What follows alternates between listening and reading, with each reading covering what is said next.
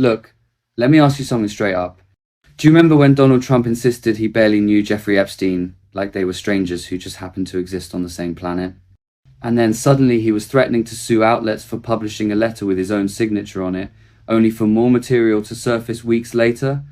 Yeah, that's the energy we're dealing with. Because every time a new batch of Epstein-related records appears, Trump's story seems to bend again, and critics are now pointing to those contradictions as a sign that something bigger is coming.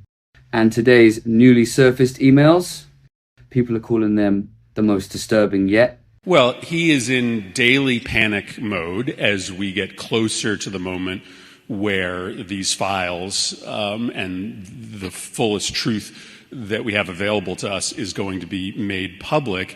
And it is clearly the biggest scandal in presidential history. And he wouldn't be acting this way if he wasn't so deeply worried about what sits in those files. What we've already seen is immensely incriminating. Clearly, Donald Trump was at the center of a child sex ring.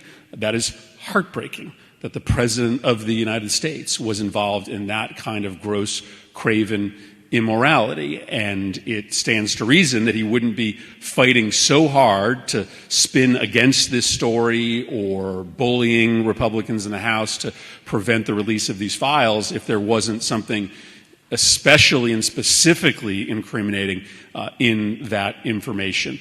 Now, I think the scandal in and of itself could bring him down, but we also do have to contextualize it, because what Donald Trump is all about is protecting the rich and powerful and stealing from normal people, regular middle class and poor folks, in order to enrich the rich and powerful. And this is very much part of that story. Yes, I am sure that there are both Republicans and Democrats named in those files. There are powerful people on both sides of the aisle. But what Trump is all about is, not really playing a game based on politics, but playing a game based on wealth and influence. If you have wealth and influence, Donald Trump is going to protect you. And that is consistent through everything he has done during the first 9 months of this administration. When did pedophilia become a partisan issue? The American people deserve to know the whole truth about Jeffrey Epstein and every single powerful person who enabled him. Every name, every flight log, every cover-up, all of it. The White House and congressional Republicans are hiding the Epstein files. Why? These are the same politicians who call librarians groomers, who call their political opponents pedophiles. And to be clear, if there is a Democrat on that list, I will be the first to call for their prosecution. Because if there's one thing we should all be able to agree on, Democrats and Republicans, conservatives and progressives, it's that no one, including the President of the United States, should be able to cover up crimes against children. Congressman Raskin, even before Todd Blanche's tweet today, you were trying to get Todd Blanche to actually deliver testimony to your committee. It seems that tweet, with him willing to identify for you what isn't in the Epstein files, is at least the beginning of possibly valuable testimony. Well, that's right. All these emails, of course, completely debunk and discredit what Ghislaine Maxwell told Todd Blanche when he went over and engaged in that sweetheart interview with her. Now his defense to this, we didn't have all of the emails from the Epstein estate. First of all, I find that almost impossible to believe. If you look at the index of what was seized by the FBI, and includes 40 computers from Jeffrey Epstein, 26 storage drives, for a total of I think it's more than 300 gigabytes of material. So the idea that his emails weren't in there is ridiculous. And of course, they probably didn't look. If they were in there, they never looked for them, because the very first thing they did when they took over the Department of Justice was they summoned all of the prosecutors' materials that had been assembled over the years, and they declared the case over. They shut it down before they looked at anything. But let's assume that he knew what he was talking about and he was telling the truth, that they were not in there. Obviously, the thing to do now is to say, okay, we're going to have a second round of interviews with the witness here, with Ghislaine Maxwell, now that we have all of these emails that completely debunk and undermine what it was she was saying. But they're not going to make any movement in that direction, of course, because they just want the whole thing to go away. And all of it invites the question, in what capacity has he been acting? Is it as Donald Trump's personal criminal defense lawyer, or is it as the Deputy Attorney General of the United States who's interested in protecting victims and future victims from a billion-dollar child sex predator ring that operates or operated or has operated all over the world?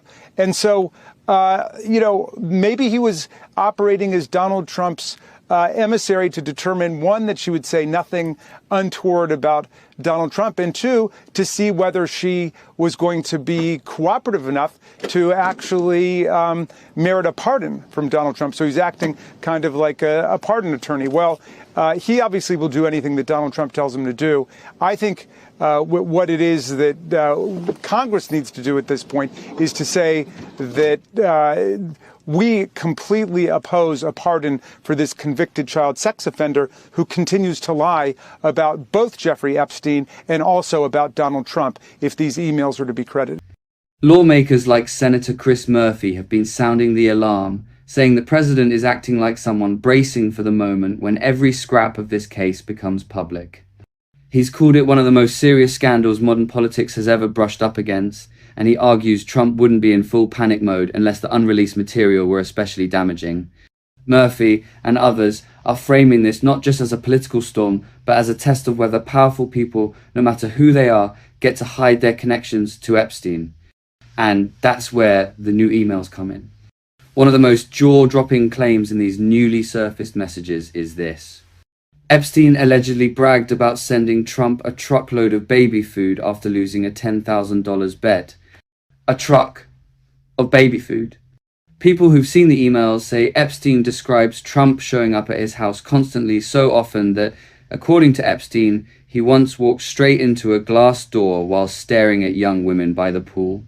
Critics are asking, what kind of relationship was this? Why these gifts? Why these stories?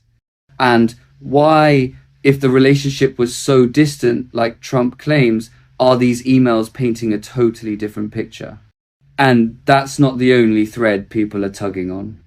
Lawmakers like Jamie Raskin are openly questioning whether the original federal investigation ignored or buried key evidence, and whether Trump's legal team acted as advocates for the public or as protectors for Trump's personal interests. Meanwhile, commentators on both the left and the right are asking a simple bipartisan question. Why are these files still hidden? Because when you're dealing with crimes against children, everyone, Republican, Democrat, whatever, should want the full truth out. No exceptions. No special treatment. No cover-ups. And that's why this story isn't going away. If anything, the reaction from Trump's allies has only made people dig harder. So stay loud, stay curious, and don't let anyone tell you that demanding transparency is partisan.